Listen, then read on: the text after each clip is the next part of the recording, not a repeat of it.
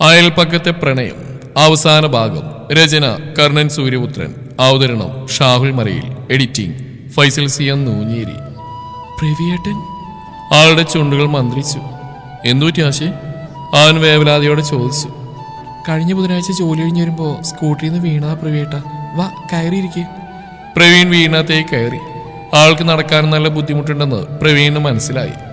ഞാൻ കുളിക്കുകയായിരുന്നു, അതാ ഡോർ വെക്കാൻ വൈകിയത്, സോറി. ആശ കഷ്ടപ്പെട്ടൊരു ടവലെടുത്ത് തലയിൽ വെള്ളം തുറക്കാൻ ശ്രമിച്ചു. പ്രൈവേറ്റ് ഇരിക്കെ, ഞാൻ കുടിക്കാന്നില്ല എടുക്കാം. ഈ അവസ്ഥയിലോ? വേണ്ട. അവസ്ഥ. ആശ ആത്മനിന്ദയോടെ ചിരിച്ചു. ഇതൊക്കെ ശീലായി. എല്ലാവരുടെയും സന്തോഷം നശിപ്പിച്ചവൾ കിട്ടിയ ശിക്ഷയാ. എനിക്കതിൽ വിഷമമൊന്നുമില്ല.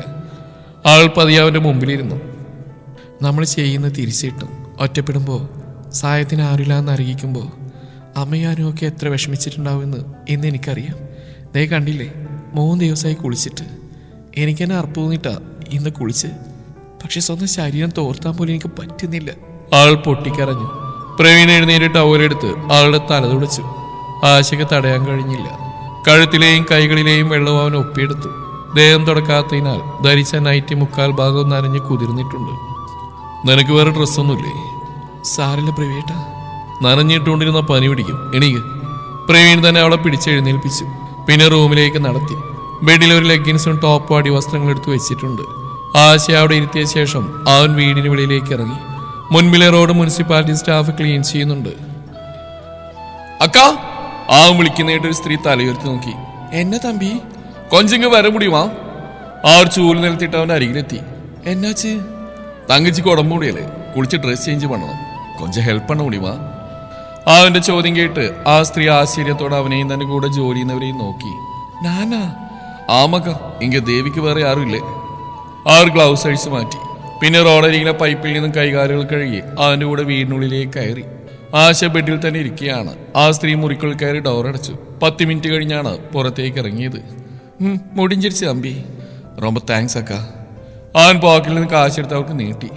ഏയ്, ഇതിക്കെല്ലാം കാശ് തേവയില്ലേ? അവരത് അവന്റെ പോക്കറ്റിലേക്ക് തന്നെ വെച്ചു. നീങ്ക കേരളാവാ? ആമാ. ഇതുങ്ക സ്വന്തം തങ്കച്ചിയാ? തങ്കച്ചി മാതിരി പക്കത്ത് വീട്ടിൽ പോണ്. உங்களுக்கு நல்ல மனசு இருக்கு, கடவுள் காப்பாத்து உங்களை. நான் போட்டுமா, வேலைയൊന്നും മുടിയല്ലേ. അക്ക, ഉങ്ക പേര്? ഗുർഷിദ്. ഭംഗിയായി പുഞ്ചിരിച്ചുകൊണ്ട് ആ റോഡിലേക്ക് നടന്നു. അവർ പോയ ശേഷം പ്രവീൺ ആശയുടെ റൂമിൽ പ്രവേശിച്ചു. അവൾ തലകുനിച്ച് തന്നെ ഇരിക്കുകയാണ്. പ്രവീൺ മേശപ്പുറന്നൊരു ചീപ്പെടുത്ത് അവളുടെ അടുത്തിരുന്ന് മുടി ചീകി ഒതുക്കി കെട്ടി. അവളുടെ കണ്ണുനീർ തുള്ളികൾ ഇറ്റു വീഴുന്നേണ്ടപ്പോൾ അവൻ ആ മുഖം പിടിച്ചുയർത്തി. എന്തിനൊക്കെ അറിയുന്നത്? സ്വന്തം ഇന്നേഴ്സ് വരെ ധരിക്കാൻ മറ്റൊരാളെ ആശ്രയിക്കേണ്ടി വരിക്കുന്ന വിധി എന്തൊരു കഷ്ടമല്ലേ? മനുഷ്യരാകുമ്പോൾ അങ്ങനെയൊക്കെ വേണ്ടി വരും. ചിലപ്പോൾ ബാത്റൂമിൽ പോയാലേ ക്ലീൻ ചെയ്യാൻ വരെ വേറെ ആളുടെ സഹായം ആവശ്യമെന്ന സന്ദർഭങ്ങൾ ഉണ്ടായേക്കാം. നിനക്ക് ഡ്രസ്സ് ഇട്ടാൻ എനിക്ക് കഴിയാഞ്ഞിട്ടല്ല. ഈ അവസ്ഥയിലുള്ള നിന്റെ ശരീരം കണ്ട എനിക്ക് വേറെ വികാരം വരുമോ ഇല്ല. പക്ഷെ നിനക്ക് ബുദ്ധിമുട്ടായിരുന്നു ഇല്ല. ആ ചേച്ചിയെ വിളിച്ച്. ഞാനിവിടെ ഉണ്ടെന്ന് എങ്ങനെ അറിഞ്ഞു? നമ്മുടെ അജിത്തിനെ കണ്ടു, അവനോ പറഞ്ഞ്. ഇന്നലെ രാത്രി അവൻ്റെ കൂടെയായിരുന്നു ഞാൻ. ഇന്ന് രാവിലത്തെ ട്രെയിൻ നാട്ടിലേക്ക് പോകാനായിരുന്ന. ഇവിടെ ഒന്ന് ഇനിയൊന്ന് കണ്ടിട്ട് പോകാമെന്ന് കരുതി. എന്നിട്ട് തേപ്പുകാരിക്ക് പണി കിട്ടിയപ്പോൾ സന്തോഷം തോന്നിയോ? അടിച്ച് കാരണം പോക്കും ഞാൻ. പ്രവീൺ കയ്യോങ്ങി. നീ അതിനെന്നെ തേച്ചോ? എൻ്റെ ഉള്ളിൽ മാത്രം നിന്നോട് പ്രണയം ഉണ്ടായിരുന്നു. നീ ഇഷ്ടപ്പെട്ടവൻ്റെ കൂടെ ജീവിക്കാൻ തീരുമാനിച്ചു. അവന് ദൈവം ആയുസ് കൊടുത്തില്ല. അതിൽ സന്തോഷിക്കാൻ മാത്രം ക്രൂരനൊന്നല്ല ഞാൻ. ആശ കുറച്ചു നേരം ഒന്നും മിണ്ടിയില്ല. പാവായിരുന്നു സൂരജ്. പാവ എന്നല്ല പറയേണ്ടത്, ഒരു മണ്ടൻ, മനസ്സിന് തീരെ ഉറപ്പില്ലാത്തവൻ. ആളുടെ ശബ്ദം പതിഞ്ഞിരുന്നു. പ്രതീക്ഷിച്ച പോലെ ഞങ്ങളുടെ വിവാഹം കഴിഞ്ഞോടെ അവൻ്റെ വീട്ടുകാർ ശത്രുക്കളായി. ആദ്യം അവർ ചെയ്തത് ആരൊക്കെയോ സ്വാധീനിച്ച് എൻ്റെ അവൻ്റെയും ജോലി കളയുക എന്നതായിരുന്നു. അതിലവർ ജയിച്ചു. പിന്നീട് അങ്ങോട്ട് അതിജീവനത്തിനായിട്ടുള്ള പോരാട്ടമായിരുന്നു. കിട്ടിയ ജോലികളൊക്കെ ഞങ്ങൾ ചെയ്തു. ആദ്യം ചെന്നൈ, പിന്നെ മധുര. അവിടെ ഒരു കൺസ്ട്രക്ഷൻ കമ്പനിയിൽ അക്കൗണ്ടൻ്റായിട്ട് എനിക്ക് ജോലി കിട്ടി. സൂരജ് കോൾ ടാക്സി ഡ്രൈവറായും പോയി തുടങ്ങി. ഇത്രയും പഠിച്ചിട്ടും ആ പണിക്ക് പോകുന്നതിൽ അവന് യാതൊരു കുറച്ചിലും ഉണ്ടായിരുന്നില്ല. എല്ലാം ശരിയാവും, അനുവിൻ്റെ ദേഷ്യം മാറി അവളെ ഞങ്ങൾ അംഗീകരിക്കും, എന്നിട്ട് അവളെ ഇങ്ങോട്ട് കൊണ്ടുവരണമെന്നൊക്കെ എന്നോട് ഇടയ്ക്കിടെ പറയുമായിരുന്നു. ഒരു കരച്ചിൽ ആളുടെ വാക്കുകളെ മുറിച്ചു. മാസങ്ങളായിട്ട് ഇടയ്ക്കിടെ വയറുവേദന വരാറുണ്ട്. ഓട്ടത്തിനിടെ മര്യാദക്ക് ഭക്ഷണം കഴിക്കാറില്ല. അതുകൊണ്ട് ഗ്യാസ് കയറിയാണെന്ന് ആദ്യം കരുതിയത്. മെഡിക്കൽ ഷോപ്പിൽ നിന്ന് ഗ്യാസിൻ്റെ മെഡിസിൻ വാങ്ങി കഴിക്കും. പിന്നീട് തീരെ വയ്യാതായി. എന്നും ക്ഷീണം, വിശപ്പില്ല, ശരീരം വല്ലാതെ മെലിഞ്ഞു തുടങ്ങി. ഒടുക്കം ഞാൻ നിർബന്ധിച്ച് ഹോസ്പിറ്റലിൽ കൊണ്ടുപോയി. CT സ്കാനിലും തൊട്ട് ഔട്ടുണ്ടെന്ന് പറഞ്ഞ് ബയോപ്സി ചെയ്യാൻ പറഞ്ഞപ്പോൾ തന്നെ എൻ്റെ പാതി ജീവൻ പോയി. ആളൊന്ന് നെടുവേർപ്പെട്ടു. അതിൻ്റെ റിസൾട്ട് വന്ന ദിവസം വിധി തോൽപ്പിച്ചുവെന്ന് ഞങ്ങൾ മനസ്സിലാക്കിയത്. സ്റ്റൊമക് ക്യാൻസർ ആയിരുന്നു. ആ ലിവറിനെയും ബാധിച്ചു തുടങ്ങി. മര്യാദയ്ക്ക് ചികിത്സിച്ച വർഷങ്ങളോളം ആയുസ് നീട്ടിക്കിട്ടിയേക്കാന്ന് ഡോക്ടർ പ്രതീക്ഷയുണ്ടായിരുന്നു. പക്ഷേ അവൻ തളർന്നുപോയി പ്രവേട്ട. ട്രീറ്റ്മെൻറ്റിന് ആവശ്യമായ പണം, സഹായത്തിന് ആരുമില്ലാത്ത അവസ്ഥ, ഇതൊക്കെ ആലോചിച്ച് ഉറക്കില്ലാതെയായി. രാത്രികൾ ഒരേ ഇരിപ്പ്. ഞാൻ എത്ര ശ്രമിച്ചിട്ട് അവന് ആത്മവിശ്വാസം കൊടുക്കാൻ പറ്റിയില്ല. ഒരു ദിവസം രാവിലെ ഞാൻ ജോലിക്ക് പോകുമ്പോൾ കെട്ടിപ്പിടിച്ചെന്നെ കുറേ കരഞ്ഞു. നിന്റെ ജീവിതം നശിച്ചല്ലോ എന്നും 2 വീട്ടുകാരുടെയും ശാപം കൊണ്ട് എങ്ങനെ ആയതെന്നൊക്കെ പറഞ്ഞിരുന്ന കരച്ചിൽ. ഒരു വിധത്തിൽ ഞാൻ ആശ്വസിപ്പിച്ച് ജോലിക്ക് പോയി. തിരിച്ചു വന്നപ്പോൾ കണ്ടത് ഫാനിൽ തൂങ്ങിയാടുന്ന സൂരജിനെ. ആളെ ഏങ്ങി കരഞ്ഞു. തോൽക്കുന്നെങ്കിൽ അന്തസ്സായി പോരി തോൽക്കേണ്ട പ്രവേട്ട. ഇത് പീരുകളെ പോലെ ഒളിച്ചോടി. എന്നെക്കുറിച്ച് അവൻ ചിന്തിച്ചില്ല. എന്നിട്ടൊരു കത്തെഴുതി വെച്ചിരിക്കുക, ഞാനില്ലാതായ നിന്നെ സഹായിക്കാൻ ആരെങ്കിലും വരുമെന്ന്. മരമണ്ടൻ. ആര് വന്നാലും അവർ പകരാവിൽ നിന്ന് ചിന്തിക്കാനുള്ള വിവരം അവനില്ലായിരുന്നു. പ്രവീൺ അവിടെ അരികിലിരുന്ന് ആളെ ചേർത്ത് പിടിച്ചു. ബോഡി ഏറ്റെടുക്കാൻ വേണ്ടി അവൻ്റെ വീട്ടായിട്ട് കാല് ഞാൻ പിടിച്ചു.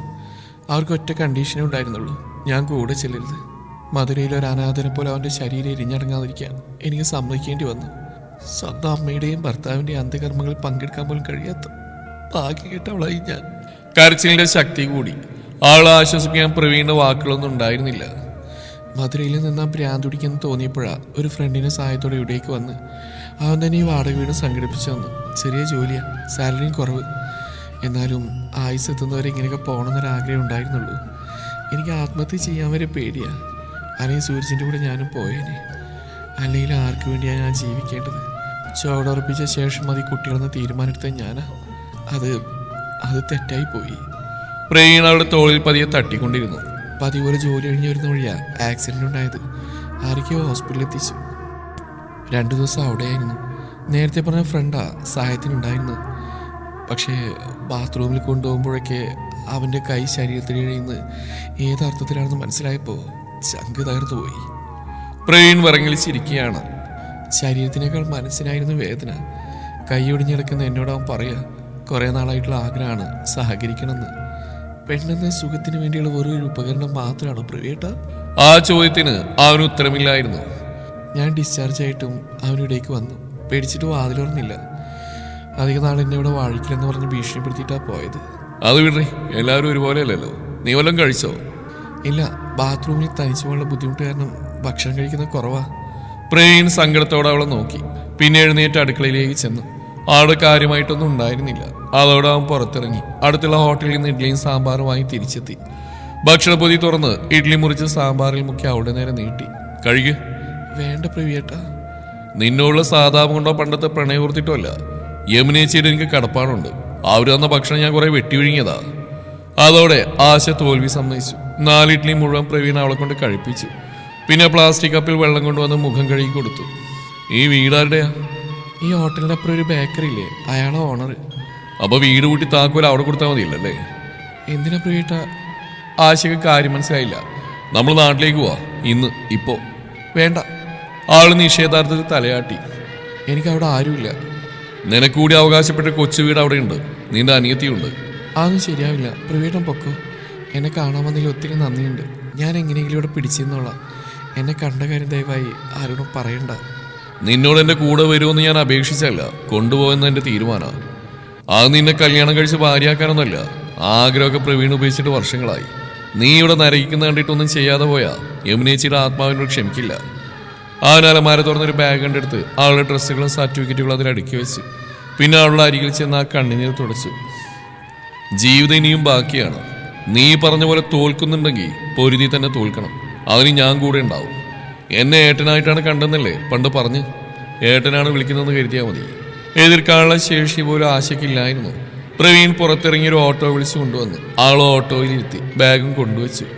അതിനുശേഷം ബേക്കറിയിൽ ചെന്ന് കാര്യം പറഞ്ഞ് വീടിന്റെ താക്കോലേൽപ്പിച്ചു. വാടകയിനത്തിൽ ബാക്കിയുണ്ടായിരുന്ന കാശ് നൽകി. ആശ ജോലി ചെയ്യുന്ന സ്ഥാപനത്തിൽ വിളിച്ച് അവളെ നാട്ടിലേക്ക് കൊണ്ടുപോവുകയാണെന്ന് പറഞ്ഞു അവൻ തന്നെ. എല്ലാം കഴിഞ്ഞ് ഓട്ടോ റെയിൽവേ സ്റ്റേഷൻ ലക്ഷ്യമാക്കി യാത്ര തുടങ്ങി. ട്രെയിനിൽ തന്നെ അരികിലിരിക്കുന്ന പെൺകുട്ടിക്ക് പണ്ടത്തെ ആശയുമായി യാതൊരു സാമ്യവുമില്ലെന്ന് പ്രവീണിന് തോന്നി. ആ മനസ്സിൽ ഒരു കടൽ തന്നെ അലയടിക്കുന്നുണ്ട്. ഇനി എന്ത് എന്ന ചോദ്യം കണ്ണുകളിൽ കാണാം. അവൻ പതിയെ ആശയുടെ കയ്യിൽ പിടിച്ചമർത്തി. നീ തനിച്ചല്ലെന്ന വാഗ്ദാനമായിരുന്നു അത്. എന്നാൽ ഏട്ടനൊന്ന് വിളിച്ചു പറഞ്ഞുകൂടായിരുന്നു? ഞാൻ അവൾക്കൊരു സൂചനകൾ കൊടുക്കുമായിരുന്നല്ലോ. സജിൻ കുറ്റപ്പെടുത്തി. യമുനയുടെ വീട്ടിലായിരുന്നു അവർ. യാതൊരു മുന്നറിയിപ്പുമില്ലാതെ പ്രവീൺ ആശയും കൂട്ടി വന്നപ്പോൾ ആദ്യം കുറച്ചു നേരം അനാമികൊന്നും മിണ്ടിയില്ല. പിന്നെ മുറിക്കുൾ കയറി വാതിൽ വലിച്ചടച്ചു. ആകത്ത് എന്തൊക്കെയോ എറിഞ്ഞൊടുക്കുന്നതിന്റെ ശബ്ദം കേൾക്കാം. ആശയെല്ലാം നഷ്ടപ്പെട്ടവളെ പോലെ ഉമ്മർത്ത് കൂനി കൂടിയിരിക്കുന്നുണ്ടപ്പോൾ പ്രവീണിന് വേദന തോന്നി. എടാ, അതിനുള്ള സാവകാശം കിട്ടിയില്ല. ഇവിടെ വന്ന് നേരിൽ സംസാരിച്ച് തീർക്കാന്ന് കരുതി. അവളുടെ സ്വഭാവമായിട്ടാണ് അറിഞ്ഞൂടെ? അല്ല, അവളെയും കുറ്റപ്പെടുത്താൻ പറ്റില്ലല്ലോ. പിന്നെ ആരെയും കുറ്റപ്പെടുത്തേണ്ട? ആശയോ?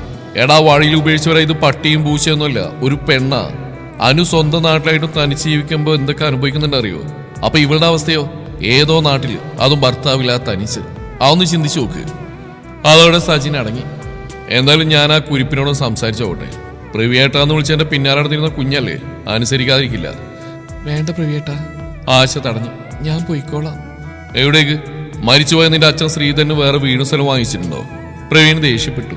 ഇങ്ങോട്ട് നിന്നെ കൊണ്ടുവന്ന ഞാനാ. എന്റെ അനുവാദമില്ലാതെ ഈ പറമ്പ് വിട്ട് പുറത്തിറങ്ങിയ കാര്യം തല്ലി പിടിക്കും.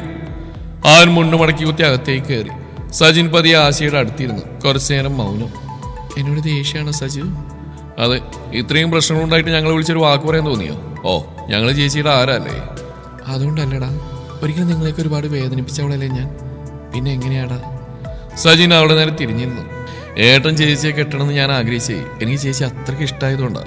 ഇന്നും ആ ഇഷ്ടത്തിന് യാതൊരു കുറവുമില്ല. ആശ അവന്റെ ചുമലിലേക്ക് തലയായിച്ചു. ചേച്ചി വിഷമിക്കണ്ട, എല്ലാം ശരിയാവും. അതിനവൾ മറുപടി പറഞ്ഞില്ല. ചുട്ടുപഴുത്ത കണ്ണുനീർത്തുള്ളികൾ സജിന്റെ ചുമലിലേക്ക് ഒഴുകി ഇറങ്ങി തുടങ്ങി. നീ ഇങ്ങനെ ദേഷ്യപ്പെടാൻ മാത്രം ഇവിടെ എന്താണ് സംഭവിച്ചാനു? പ്രവീൺ ചോദിച്ചു. അനാമിക അവനെ നോക്കി. ആളുടെ മുഖം ദേഷ്യം കൊണ്ട് ചുവന്നിരുന്നു. അഴിഞ്ഞുലഞ്ഞ മുടി, കലങ്ങിയ കണ്ണുകൾ, മുറിയിൽ പുസ്തകങ്ങളും ഗ്ലാസ് കഷ്ണങ്ങളും എല്ലാം ചിതറി കിടക്കുന്നുണ്ട്. എന്താ സംഭവിച്ചെന്ന് ഞാൻ പ്രവീണിനെ വിശദീകരിച്ചു തരണം. ഏട്ടൻ അനുഭവിച്ച വേദന, രാമേട്ടൻ ഞങ്ങളോടുള്ള വെറുപ്പ്, അമ്മ മരിച്ചത്, ഇതിനൊക്കെ കാരണക്കാരിയ ആളാത്. ഞാനിന്ന് ഈ വീട്ടിൽ തനിച്ച് കഴിയുന്നതിന് ആരാ കാരണം? ഒരുത്തന്നെ കൊതിപ്പിച്ചിട്ട് കാശുള്ളവനെ കിട്ടിയപ്പോ ഒളിച്ചോടിപ്പോയോട് അനിയത്തിയല്ലേ നീ? എന്നോട് കൂടി സഹകരിക്കടി. പൈസ എത്ര വേണമെങ്കിലും തരാന്ന് ആ സോമൻ എന്റെ മുഖത്ത് നോക്കി ചോദിച്ചിട്ടുണ്ട്. ഞാനെന്തിനതൊക്കെ കേൾക്കുന്നത്? സോമന്റെ മോന്ത നീ അടിച്ചു പൊട്ടിച്ചു. അതിനുശേഷം ഫെമിനിസ്റ്റ് എന്ന പേര് കിട്ടിയതൊക്കെ കഴിഞ്ഞിട്ട് വർഷങ്ങളായില്ലേ. അത് വിടുതി. പ്രവീൺ ചിരിച്ചുകൊണ്ട് കസേരയിലിരുന്നു. പിന്നെ എന്റെ വേദന. ശരിയാ, ഞാൻ അവൾ ഒരുപാട് സ്നേഹിച്ചിരുന്നു. എന്റെ പ്രാണനായിരുന്നു എന്ന് പറയുന്ന സത്യം. പക്ഷെ അവൾക്ക് എന്നോട് അങ്ങനെ ഒരു ഇഷ്ടം ഉണ്ടായിരുന്നില്ല. ഞങ്ങൾ അതിനെക്കുറിച്ച് ഒരു വാക്ക് പോലും സംസാരിച്ചിട്ടുമില്ല. അവള് നഷ്ടപ്പെട്ടപ്പോൾ ഒത്തിരി സങ്കടപ്പെട്ട്. എന്റെ സ്നേഹം ആത്മാർത്ഥമായിരുന്നോണ്ടാ. അതിലൊരിക്കലും അവളെ ഞാൻ കുറ്റപ്പെടുത്തില്ല. എന്റെ പ്രണയം എന്റെ മാത്രം സ്വകാര്യതയിലായിരുന്നു. ആശയ്ക്ക് ഇഷ്ടം സൂരജിനെ ആയിരുന്നു. അച്ഛന്റെ ദേഷ്യം മാറ്റാനൊന്നും എനിക്ക് പറ്റില്ല. മൂപ്പരുടെ കള്ളൂടി നിർത്താൻ ശ്രമിച്ചിട്ട് നടന്നില്ല. പിന്നെയാണ് ഇത്. അടുത്ത യമുനേച്ചിയുടെ കാര്യം. ആശ പോയപ്പോൾ യമുനേച്ചിക്ക് വിഷമായെന്ന സത്യ. പക്ഷേ ആ കാരണം കൊണ്ടാണ് അസുഖം വന്നതെന്ന് മാത്രം പറയില്ലേ പ്ലീസ്. ഇന്ന് യമുനേച്ചി ഉണ്ടായിരുന്നെങ്കിൽ ഇത്രയും അനുഭവിച്ച് ജീവിതം അടുത്ത് തിരിച്ചെത്തിയ ആശയെ രണ്ട് കൈ നീട്ടി സ്വീകരിച്ചേനെ. അമ്മമാർക്ക് മക്കളെ ഉപേക്ഷിക്കാൻ പറ്റില്ല. എന്ത് തെറ്റ് ചെയ്താലും മക്കൾക്കൊരു പ്രശ്നം വരുമ്പോൾ അമ്മമാരുടെ ഉള്ളുപെടയും. പ്രവീണ എഴുന്നേറ്റ് അനാമികയുടെ അടുത്തുനിന്ന് ഇരുതോളിലും കൈവച്ചു. നീ എൻ്റെ അനിയത്തിക്കുട്ടിയല്ലേടി. ഇത്രയും നാൾ നിന്നോട് മിണ്ടായിരുന്ന ദേഷ്യം കൊണ്ടൊന്നുമില്ല. നിന്നെ കാണുമ്പോൾ എനിക്ക് ആശയെ ഓർമ്മ വരും. അതോടെ മനസ്സ് കലങ്ങും. കൗമാരക്കാരൻ തൊട്ടുകൊണ്ടിടുന്ന സ്വപ്നം നഷ്ടമായതിന്റെ വേദനയിൽ നിന്നും ഞാൻ പുറത്തു വരുന്നേ ഉണ്ടായിരുന്നുള്ളൂ. യഥാർത്ഥ സ്നേഹത്തിന് അങ്ങനെ ഒരു കുഴപ്പമുണ്ട്. എത്ര വലിച്ച് പറിച്ചെറിയാൻ ശ്രമിച്ചാലും ഹൃദയത്തിൽ ഇങ്ങനെ ഒട്ടി നിൽക്കും. ഇവിടേക്ക് വന്നില്ലെങ്കിലും നേരിട്ട് സംസാരിച്ചില്ലെങ്കിലും നിന്റെ എല്ലാ കാര്യങ്ങളും ഞാൻ അന്വേഷിക്കാറുണ്ട്. സോമം പിന്നീട് നിന്നെ ശല്യപ്പെടുത്തായിരുന്നത് നിന്നെ പേടിച്ചിട്ടൊന്നല്ല. ഞാൻ വീട്ടിൽ കയറി കൂമിനിട്ട് ഇടിച്ചിട്ടാ. ആ മാത്രമല്ല, ഇവിടെയുള്ള മറ്റു പല നാറികൾ ഒതുങ്ങിയത് ചോദിക്കാനും പറയാനും ഞാനും സജു ഉണ്ടെന്നുകൊണ്ടാ. അനാമികൊന്നും മിണ്ടിയില്ല. നിനക്ക് ഞങ്ങളുണ്ട്. ആശയ്ക്കോ? ആരുമില്ലാത്തൊരു പെണ്ണ് നേരിടേണ്ടി വരുന്നത് എന്തൊക്കെയാണെന്ന് നിനക്ക് ഞാൻ പറഞ്ഞു തരണോ മോളെ? കാലുറപ്പിച്ച് നടക്കാൻ പോലും പറ്റാത്ത അവസ്ഥകൾ അവളുടെ ദേഹത്ത് മോശമായി തൊട്ട സ്വന്തം കൂട്ടുകാരനാ. അപ്പോൾ ഉണ്ടായ ട്രോമ അതവളെ ഇന്നും വേട്ടയാടും. തെറ്റും ശരിയൊക്കെ നമുക്ക് പിന്നീട് തീരുമാനിക്കാം. ഈ ലോകത്ത് നിനക്ക് അവശേഷിച്ച അവസാനത്തെ രക്തബന്ധ എല്ലാം നഷ്ടമായിട്ട് ഉമ്മർത്തിരിക്കുന്നു. അവളെന്തെങ്കിലും കടുങ്കൈ ചെയ്താൽ അന്ന് നീ ദുഃഖിക്കും. അനാമിക ഞെട്ടി അവനെ നോക്കി. ഏട്ടനാ മോളെ പറയുന്നു, മോൾ അനുസരിക്കുക. ഞങ്ങൾ ഇറങ്ങുക. ഈ രാത്രിക്ക് ശേഷം എല്ലാം നന്നായി വരുമെന്ന പ്രതീക്ഷയോടെ. ആളുടെ കവിളിലും തലോടിക്കൊണ്ട് പ്രവീൺ വെളിയിലേക്ക് ചെന്നു. ആശേ, നീ ചെന്ന് റെസ്റ്റ് എടുക്കുക. ബാക്കിയൊക്കെ നാളെ സംസാരിക്കാം. സജു, പോവാം. സജിൻ തലയാട്ടി. രണ്ടുപേരും റോഡിലേക്ക് നടന്നു. രാമൻ മതിൽ കെട്ടി കാരണം വളഞ്ഞുറ്റി വേണം വീട്ടിലേക്ക് ചെല്ലാൻ. എല്ലാം ശരിയാവുമായിരിക്കും അല്ലേ ഏട്ടാ? അതാണടാ പ്രതീക്ഷ. കൂടെ പിറവുകളല്ലേടാ. എത്ര ദേഷ്യം ഉണ്ടെങ്കിലും തള്ളിക്കളയില്ല. പക്ഷെ അവനും മിക്കവാറും പെട്ടെന്ന് ബാംഗ്ലൂരിലേക്ക് പോകും. അപ്പൊ ചേച്ചി തനിച്ചാവില്ലേ? അതൊക്കെ പിന്നീടുള്ള കാര്യമില്ലടാ. എന്തെങ്കിലും വഴിയുണ്ടാവും. നീ ഒരു വേറെ ചെയ്യണം. എങ്ങനെയെങ്കിലും അനുവിനെ പറഞ്ഞ് സമ്മതിപ്പിച്ച് ആശയ്ക്ക് ഭേദാവുന്നവരെ ഇവിടെ തന്നെ നിർത്ത്. ശ്രമിച്ചു നോക്കാം. ആർ വീണ്ടും മുറ്റത്തെത്തിയപ്പോൾ രാമൻ ഉമ്മർത്തിരിക്കുന്നുണ്ട്. മുമ്പിൽ മദ്യക്കുപ്പിയും വെള്ളവും ഗ്ലാസും. ആഹാ, എന്റെ മക്കള് വന്നോ? അയാൾ പരിഹസിച്ചു. ഒളിച്ചോടിപ്പോയവളെ കണ്ടെത്തി തിരിച്ചുകൊണ്ടുവന്ന ധീരകൃത്യമൊക്കെ കവലയില് പാട്ടാ. നേരെ ഇങ്ങോട്ട് കൊണ്ടുവന്നുകൂടായിരുന്നോ? നാണമില്ലാത്തമാര്. അയാൾ കുറച്ച് മദ്യം കുടിച്ച് ചുണ്ടുകൾ തുടച്ചു. അവിടെ കിട്ടിയാൽ ചത്തുവല്ലേ, സന്തോഷായി. ഹേലിയാടിയ പശുവിന് കോലുകൊണ്ട് വരണമെന്ന് കേട്ടിട്ടില്ലേ? അത്രയേ ഉള്ളൂ. ഇങ്ങനെ പോകുന്നവരുടെയൊക്കെ വിധി ഇതാണടാ. സജിൻ മുന്നോട്ടെന്ന് മദ്യക്കുപ്പിയെടുത്ത് വലിച്ചെറിഞ്ഞു. അത് ഇരുട്ടിൽ വീണ് പൊട്ടുന്ന ശബ്ദം കേട്ടു. അയാൾ ചാടിയണീറ്റ് കൈവീശി. പക്ഷെ പ്രവീണ കയ്യിൽ പിടിച്ചു. അവനെ തൊട്ടുപോകരുത്. പ്രായവും പക്വതയും തമ്മിൽ യാതൊരു ബന്ധവുമില്ലെന്നതിന്റെ ഉത്തമ ഉദാഹരണ അച്ഛൻ. രക്ഷിക്കാൻ കഴിയാത്തവർക്ക് ശിക്ഷിക്കാനുള്ള അർഹതയില്ല അച്ഛാ. പ്രവീ ഉള്ളവാ. കൂടെ ഓസി കുടിക്കാൻ വരുന്ന തെണ്ടികൾ ഓതി തരുന്ന കേട്ട് ഞങ്ങളുടെ മെക്കിട്ട് കയറാൻ വരരുത്. ഇപ്പൊ പുച്ചിക്ക് നേട്ടല്ലോ ഒളിച്ചോടിപ്പോയവളെന്ന്. ശരിയാ, പോയി. എന്തുകൊണ്ട് പോയി? നിങ്ങളെപ്പോലെ മുതിർന്നവര് പണത്തിനും കുടുംബമൈമയ്ക്കും സ്നേഹത്തേക്കാൾ പ്രാധാന്യം കൊടുക്കുന്നോണ്ടാ. അവളുടെ ഭർത്താവിന്റെ മാതാപിതാക്കൾക്ക് ഇതൊക്കെയായിരുന്നു വലുത്. അങ്ങനെ പോയതുകൊണ്ടാണ് അവൾ വിധവയായതെന്ന് വൃത്തികെട്ട ന്യായച്ചൻ പറയുന്നത്. വീട്ടുകാരും കുടുംബക്കാരും ചേർന്ന് നടത്തിയ വിവാഹമായിരുന്നില്ലേ അച്ഛന്റെ അമ്മയുടെയും? എന്നിട്ട് അമ്മ ഇപ്പൊ കൂടെ ഉണ്ടോ? സമയമാവുമ്പോ എല്ലാവരും മരിക്കും അച്ഛാ. അത് അച്ഛനായാലും ഞാനായാലും. ആ രണ്ട് പെമ്പിള്ളേരെ ഇത്ര വെറുക്കാൻ മാത്രം എന്ത് തെറ്റാച്ച അവര് ചെയ്ത്? ഒരുത്തി വേറെ വഴിയില്ലാത്തതുകൊണ്ട് ഇഷ്ടപ്പെട്ട പുരുഷന്റെ കൂടെ ഇറങ്ങിപ്പോയി. അത് അവളുടെ ജീവിതം. എനിക്ക് അവളെ കിട്ടാത്തോണ്ടാണോ അച്ഛൻ ഇത്രയും ദേഷ്യം? അതിന് ഞാനല്ലേ വെറുക്കേണ്ടത്? നെഞ്ചിൽ കൈവച്ച് എനിക്ക് പറയാൻ പറ്റും, അന്നും ഇന്നും എന്നും അവൾക്ക് നല്ലത് വരാൻ മാത്രമേ ഞാൻ പ്രാർത്ഥിച്ചിട്ടുള്ളൂ, നശിക്കാനല്ല. പ്രവീണയുടെ കയ്യിലെ പിടിവിട്ടു. പിന്നെ ആശുപോയ വിഷമത്തിൽ തളർന്നിരുന്ന യമുനേച്ചിയെ അച്ഛൻ കള്ളും കുടിച്ചെന്ന് അനാവശ്യം പറഞ്ഞുകൊണ്ടാ അവള് പ്രതികരിച്ച്. നാളെ അച്ഛനെ ആരെങ്കിലും വേണ്ടാതിനെ പറഞ്ഞാ ഞങ്ങൾ ഇത്രയും ചെയ്യൂ. അതൊരു തെറ്റല്ല. ഇത്രയും പൊക്കത്തിലും മതിൽ കെട്ടി ബന്ധം അവസാനിപ്പിച്ചപ്പോ അച്ഛൻ ഒരു കാര്യം പറഞ്ഞു. യമുനേച്ചി സ്വന്തം ഏട്ടനെ പോലെയാ അച്ഛനെ സ്നേഹിച്ച്. അവരുടെ മൃതയെ അവസാനമായിട്ടൊന്ന് കാണാൻ പോലുള്ള മര്യാദ അച്ഛൻ കാണിച്ചോ? അനുവിനും ആശുപത്രി ചെറുപ്പത്തിൽ അച്ഛൻ നഷ്ടമായതാ. ആ സ്ഥാനം തന്നിരുന്ന അച്ഛനായിരുന്നില്ലേ? എന്നിട്ടും അച്ഛനെങ്ങനെ അവരെ വെറുക്കാൻ കഴിഞ്ഞു? പ്രവീൺ ചുമരിൽ ആഞ്ഞടിച്ചു. ജപ്തി ഭീഷണി നേരിട്ട് വീട്ടിൽ നിന്ന് ഇറങ്ങേണ്ടി വരുന്ന അവസ്ഥ വന്നപ്പോ ബാങ്ക് മാനേജറുടെ കാല് പിടിച്ച അവധി നീട്ടി വാങ്ങാൻ ഇവനോടൊപ്പം അനുവുണ്ടായിരുന്നു. അവളുടെ നൂലുവണ്ണുള്ള മാല വിറ്റ പൈസക്കാ ഇവൻ ഗൾഫിലേക്ക് പോകാനുള്ള ടിക്കറ്റ് എടുത്ത്. ആദ്യത്തെ ശമ്പളം കിട്ടുന്നവരെ ഇവൻ അവിടുത്തെ ചെലവിനായിട്ടുള്ള പൈസ ആ പെണ്ണ് കടം വാങ്ങി നൽകിയതാ. അന്ന് എന്റെ കയ്യിൽ ഒന്നും ഉണ്ടായിരുന്നില്ല. ചുരുക്കി പറഞ്ഞ അച്ഛനിപ്പൊ കാല് നീട്ടിയിരുന്ന് കള്ളുടിക്കുന്ന ഈ വീടും പറമ്പും ബാങ്ക് കൊണ്ടുപോകാതിരിക്കാൻ അവളും സഹായിച്ചിട്ടുണ്ട്. അവഹേളിക്കും മുമ്പ് അച്ഛൻ അതൊക്കെ ഒന്ന് ഓർക്കുന്നത് നന്നായിരിക്കും. അത്രയും പറഞ്ഞ് പ്രവീൺ വീണുള്ളിലേക്ക് കയറിപ്പോയി. രാമൻ ശീല പോലെ നിൽക്കുകയാണ്. സജിൻ ഗ്ലാസ്സിൽ അവശേഷിച്ചിരുന്ന മദ്യമെടുത്ത് അയാളുടെ കയ്യിൽ പിടിപ്പിച്ചു. കുടിക്കാനുള്ള കാരണമായിട്ട് അച്ഛൻ പറഞ്ഞ അമ്മയെ നഷ്ടപ്പെട്ടുകൊണ്ടാണെന്നല്ലേ? അച്ഛനുണ്ടാക്കിയ കടബാധകൾ തീർക്കാനും ഒരസുഖം വന്ന ആശുപത്രിയിൽ കൊണ്ടുപോകാനും ഞങ്ങൾ രണ്ടുപേരുണ്ട്. ദേ, ഈ മതിലിനപ്പുറം രണ്ട് പെൺകുട്ടികൾ ഇരിക്കുന്നുണ്ട് അച്ഛാ. അവർക്കുണ്ടായിട്ടുണ്ട് നഷ്ടങ്ങള്. സ്നേഹിച്ചവരില്ലാതാവുമ്പോൾ ഉത്തരവാദിത്തങ്ങളിൽ നിന്ന് ഒളിച്ചോടി കുടിച്ച് നശിക്കുകയാണെങ്കിൽ ഈ ലോകത്തിന്റെ 3/4 ഭാഗം ആളുകൾ മുഴുക്കുടിയന്മാരായിരിക്കും. അതിലാണും പെണ്ണും എല്ലാം വിടും. ആരും അത് ചെയ്യാത്തത് കൂടെയുള്ളവരെ ഓർത്തിട്ടാ. അച്ഛനോട് കള്ളൂടി നിർത്താൻ പറയുന്ന മറ്റൊന്നും കൊണ്ടല്ല. ഈ ഇമ്മറത്തെ എന്നും ഇങ്ങനെ കാണാനാ. അമ്മയോ പോയി അച്ഛ, ഇനി അച്ഛനും കൂടി ഇല്ലാതായ. സജിന്റെ കണ്ണുകൾ നിറഞ്ഞു. പണ്ടത്തെ ആ അച്ഛന് തിരിച്ചിട്ടെന്ന പ്രതീക്ഷയോടെ ഞങ്ങൾ ജീവിച്ച്. പക്ഷെ സ്നേഹിക്കാൻ ഒരുപാട് പേരുണ്ടായിട്ടും അച്ഛൻ സ്നേഹിക്കുന്ന മദ്യത്തിനെയല്ലേ. സാറില്ല, കുടിച്ച് സന്തോഷിക്കുക. പക്ഷെ ഞങ്ങളെ വേദനിപ്പിക്കുന്ന പോലെ അപ്പുറത്ത് ആ പാവം പെൺകുട്ടികളെ വേദനിപ്പിക്കരുത്. ദൈവം പോലും അച്ഛനോട് പൊറുക്കില്ല. അവനകത്തേക്ക് കയറിപ്പോയി. രാമൻ അതേ നിൽപ്പ് തുടർന്നു ഏറെ നേരം. പിന്നെ കയ്യിൽ നിന്ന് മദ്യ ഗ്ലാസ് വലിച്ചെറിഞ്ഞ് നിലത്തിരുന്ന് കാൽമുട്ടുകളിൽ മുഖം പൊഴുതു പൊട്ടിക്കറിഞ്ഞു ഒരു കൊച്ചുകുട്ടിയെ പോലെ.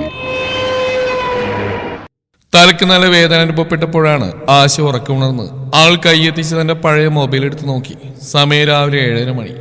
ആൾ പ്രയാസപ്പെട്ട് എഴുന്നേറ്റിരുന്നു. രാത്രി ഏറെ വൈകുന്നവരെ ഉമ്മറത്തന്നെയായിരുന്നു. അനാമിയെ കണ്ടതേയില്ല. ആള് വിഷമിക്കേണ്ടെന്ന് കരുതി ചുമരും പിടിച്ച് അകത്തേറി കിടന്നതാണ്.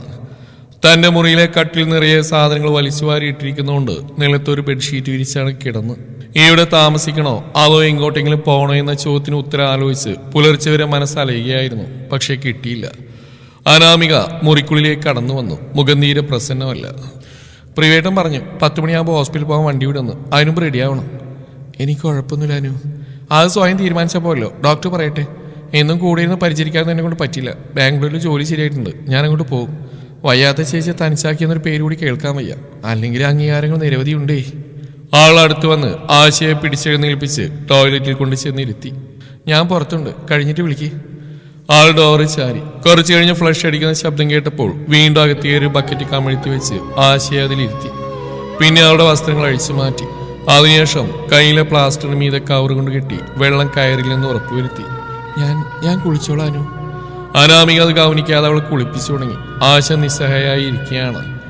സോപ്പ് തേക്കുമ്പോൾ അവളുടെ കൈകളിലെയും തുടയിലെയും രക്തം കളിച്ച പാടുകൾ അനാമിക കണ്ടു. ആക്സിഡന്റിൽ സംഭവിച്ചാണ്. അവളെ സ്പർശിക്കുമ്പോൾ നല്ല വേദനയുണ്ടെന്ന് മനസ്സിലായതോടെ അവൾ പരമാവധി ശ്രദ്ധിച്ചു. ഓർമ്മകൾ വർഷങ്ങൾക്ക് പിറകിലേക്ക് അവളെ കൊണ്ടുപോയി. പണ്ട് അമ്മ പനി പിടിച്ചിരുന്ന കുറച്ച് ദിവസങ്ങൾ. താനെന്ന് തീരെ ചെറുതാണ്. അമ്മയായിരുന്നു കുളിപ്പിച്ചുകൊണ്ടിരുന്നത്. അനൂട്ടി, അമ്മയ്ക്ക് വയ്യല്ലോ, ചേച്ചി കുളിപ്പിക്കാം കേട്ടോ. അയ്യേ വേണ്ട ചേച്ചി, ഞാൻ ഒറ്റ കുളിച്ചോളാം. നീ കുളിച്ച അഴുക്ക് പോവില്ല. ആശ അവൾ നിർബന്ധിച്ച് കുളിമുറിയിൽ കൊണ്ടുപോയി വസ്ത്രങ്ങൾ അഴിച്ചു മാറ്റി. എന്തിനെങ്കിലും നാണിക്കുന്നേ? അമ്മ പറയാറില്ലേ ഞാൻ നിന്റെ അമ്മ തന്നെയാണെന്ന്. സോപ്പ് തേക്കുമ്പോൾ ചേച്ചി പറഞ്ഞ വാക്കുകൾ ഇന്ന് ഓർമ്മയിലുണ്ട്. അതെ, അമ്മ തന്നെയായിരുന്നു ചേച്ചി. ആഹാരം വാരി തന്നിട്ടുണ്ട്, മുടി ചീകി കെട്ടിയിട്ടുണ്ട്, നെഞ്ചോട് ചേർത്ത് ഉറക്കിയിട്ടുണ്ട്. പിന്നീട് ജീവിതത്തിൽ എന്തൊക്കെയോ സംഭവിച്ചു. എല്ലാവരുടെയും ഭാഗത്ത് ശരിയും തെറ്റുമുണ്ട്. പരസ്പരം കുറ്റപ്പെടുത്തിയും വെറുതെ സമയം പാഴാക്കുന്നു. എന്തിനു വേണ്ടി? അവസാനമായി അമ്മയൊന്ന് കാണാൻ പോലും താൻ ചേച്ചി അനുവദിച്ചില്ല. മനസ്സിനും ശരീരത്തിനും ഏറ്റ മുറിവുകളുമായി ഈ തളർന്നിരിക്കുന്ന തന്റെ ചോരയാണ് ഒരർത്ഥത്തിൽ തന്റെ അമ്മ തന്നെ. അനാമിക മുഖം കുനിച്ച് ആശയുടെ കവിളിൽ ഉമ്മവച്ചു. എന്തിനാ നാണിക്കുന്നത്? ഇപ്പൊ ഞാനാ ചേച്ചിയുടെ അമ്മ. ആർത്തരച്ച് കരഞ്ഞുകൊണ്ട് ആശ അവളുടെ അരക്കെട്ടിലൂടെ ചുറ്റിപ്പിടിച്ചു. അനാമികയും അവളെ തന്നിലേക്ക് ചേർത്തു. എന്നോട് ക്ഷമിക്കുമോളെ, നിങ്ങളൊക്കെ വിഷമിപ്പിച്ചിന് കിട്ടിയ ശിക്ഷ ഇതൊക്കെ ഞാൻ അനുഭവിക്കാൻ തയ്യാറാ. പക്ഷേ എന്നെ വെറുക്കല്ലേ, എനിക്ക് വേറെ ആരുമില്ല. കരച്ചിലിനിടയിലൂടെ വാക്കുകൾ പുറത്തേക്ക് മുറിഞ്ഞു വന്നു. അനാമിക അവളുടെ നെറ്റിയിൽ ഉമ്മവച്ചു. ചേച്ചിക്ക് ഞാനില്ല ചേച്ചി. അന്ന് അമ്മ മരിച്ച ദിവസം അപ്പോഴത്തെ ദേഷ്യത്തിന് ഞാൻ വായി തോന്നി വിളിച്ചു പറഞ്ഞു. എന്ന് വെച്ച് ഈ കിടക്കുന്ന എൻ്റെ അമ്മയാടി നീ പോയി പണി നോക്കിയെന്ന് ചേച്ചിക്ക് പറഞ്ഞുകൂടായിരുന്നോ? അതെല്ലാം പോട്ടെ, ഏതോ നാട്ടിൽ ഒറ്റയ്ക്ക് അനുഭവിക്കുമ്പോൾ ഞാനിവിടെ ഉണ്ടെന്ന് ചിന്തിച്ചൂടെ? ദേഷ്യപ്പെട്ടു വഴക്കിട്ടു എന്നൊക്കെ വരും, ചിലപ്പോൾ വേദനിപ്പിച്ചു എന്നും വരും. എന്നാലും ഞാൻ ചേച്ചിയുടെ അനൂട്ടിയല്ലേ. ഈ ലോകത്ത് എനിക്ക് സ്വന്തം എന്ന് പറയാൻ ചേച്ചിയല്ലാതെ വേറെ ആരാ ചേച്ചിയുള്ളത്? അനാമികയുടെ കണ്ണുനീര് ഒലിച്ചിറങ്ങുന്നത് കണ്ടപ്പോൾ ആശയ്ക്ക് സഹിച്ചില്ല.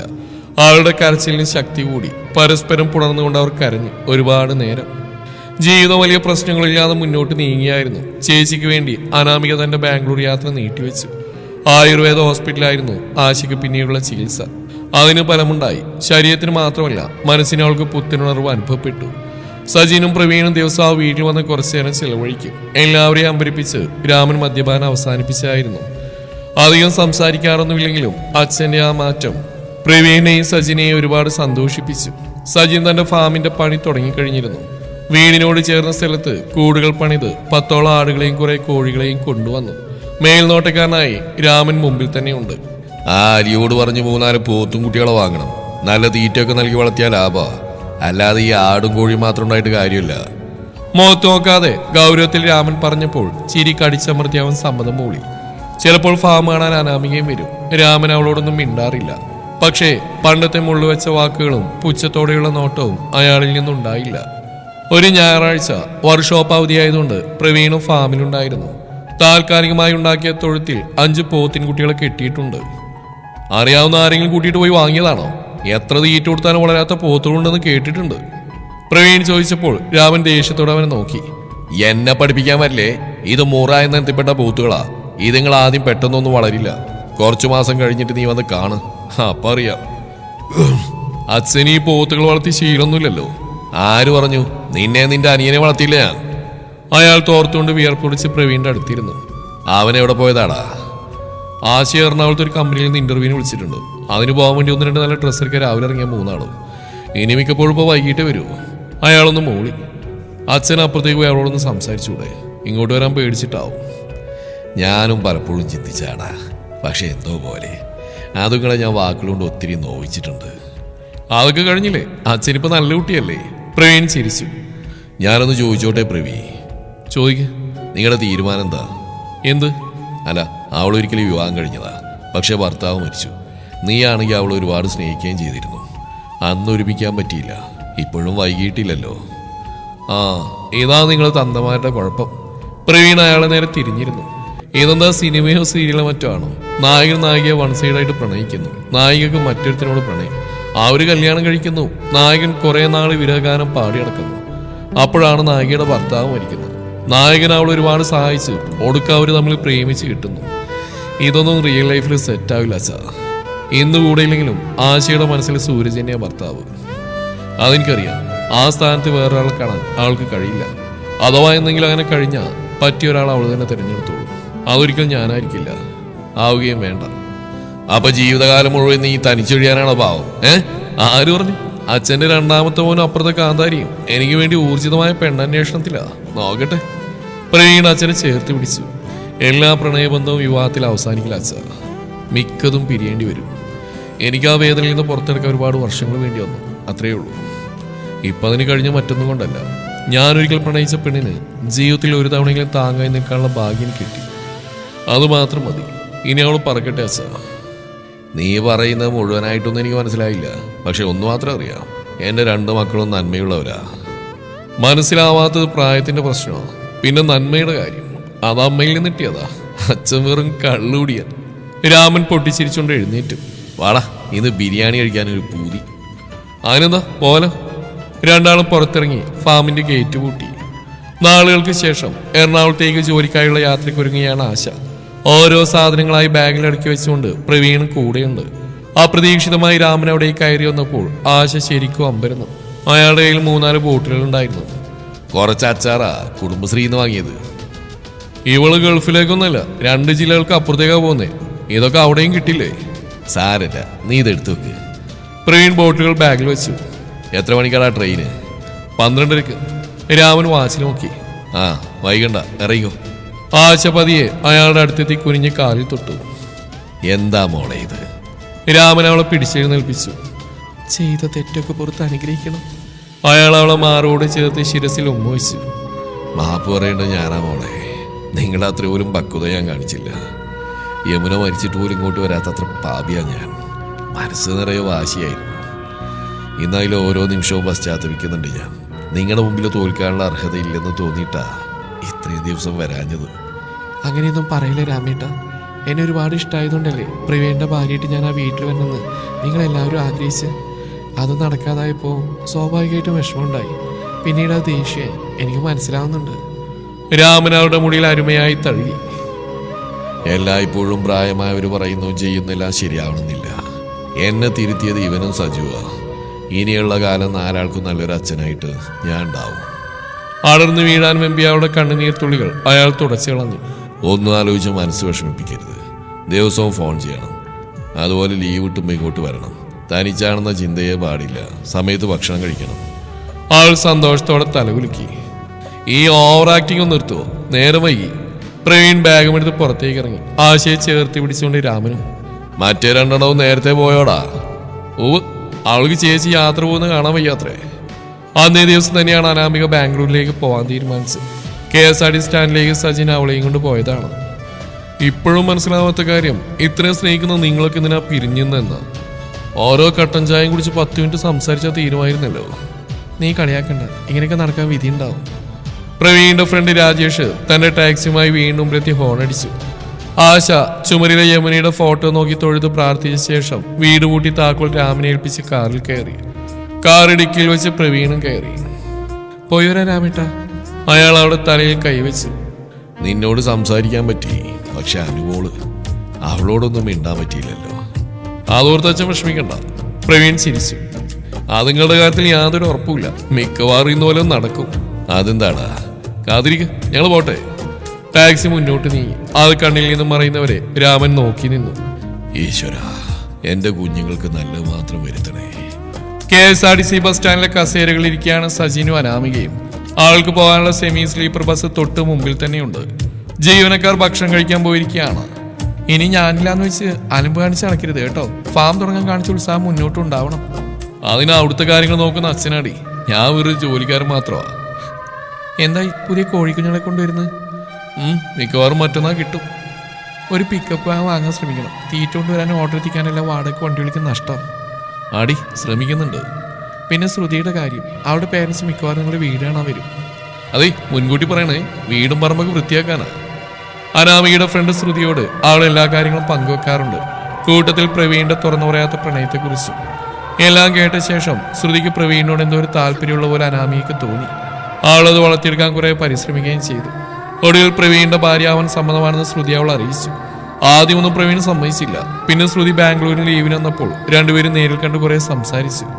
അതോടെ പ്രവീണിന്റെ എതിർപ്പുകൾ അവസാനിക്കുകയായിരുന്നു. അനാമിക ബാഗും തൂക്കി ബസ്സിൽ കയറി. തന്റെ സീറ്റിൽ ബാഗ് വെച്ച് തിരികെ ഡോറിന്റെ അടുത്ത് വന്നു. സജിൻ അവിടെ തന്നെ നിൽക്കുകയാണ്. ഡ്രൈവർ സീറ്റിലിരുന്ന് ബസ് സ്റ്റാർട്ട് ചെയ്തതോടെ യാത്രക്കാർ കയറി തുടങ്ങി. ശരി, ഞാൻ പോട്ടേടാ, വിളിക്കാം. അവൻ പ്രതികരിച്ചില്ല. സജു? അതിനും മറുപടിയില്ല. എടാ, എന്തു പറ്റി? സജിന്റെ കണ്ണുകൾ നിറഞ്ഞിരുന്നു. ആൾ താഴെ ഇറങ്ങി. എന്താടാ? നിനക്ക് പോണോടി. അതെന്താ അങ്ങനെ ചോദിച്ച്? എന്നെ ഇവിടെ വിട്ടിട്ട് നിനക്ക് പോണോന്ന്? അനാമിക അത്ഭുതത്തോടെ അവനെ നോക്കി. ചേടാ, ഞാനിന്ന് രാവിലെ പ്ലാൻ ചെയ്തൊന്നല്ലോ, നിനക്കറിയാവുന്നല്ലേ? അറിയാം, പക്ഷേ എനിക്ക് വയ്യടി, നീ ഇല്ലാതെ. കൊച്ചേ, സമയായി, വരുന്നില്ലേ? ഡോറിൽ നിന്ന് കണ്ടക്ടർ വിളിച്ചു ചോദിക്കുന്നുണ്ട്. അനാമിക അയാളെയും സജിനെയും മാറി മാറി നോക്കി. സജു, എന്നതിന്റെ പ്രോബ്ലം? അറിയില്ലടി, പക്ഷെ നീ പോയി കഴിഞ്ഞാൽ ആ സിറ്റുവേഷനെ ഫേസ് ചെയ്യണമെന്ന് എനിക്കറിയില്ല. നീ എന്നെ പ്രണയിക്കുന്നുണ്ടോ? പെട്ടെന്നായിരുന്നു അവളുടെ ചോദ്യം. മറുപടിയില്ല. കൊച്ചെ, പറയാനുള്ള ഫോണിലൂടെ പറഞ്ഞാ പോരെ, സമയത്ത് ഓടിയെത്തേണ്ടതാ. കണ്ടക്ടർ വീണ്ടും ഓർമ്മിപ്പിച്ചു. അനാമിക ബസ്സിൽ കയറി തന്റെ ബാഗും എടുത്ത് പുറത്തിറങ്ങി. ചേട്ടൻ പൊക്കോ, ഇനി ഞാൻ കാരണം വൈകണ്ട. അവള് പറയുന്ന കേട്ടപ്പോൾ സജിൻ സന്തോഷത്തോടെ തല ഉയർത്തി നോക്കി. ബസ് മുന്നോട്ട് നീങ്ങുകയാണ്.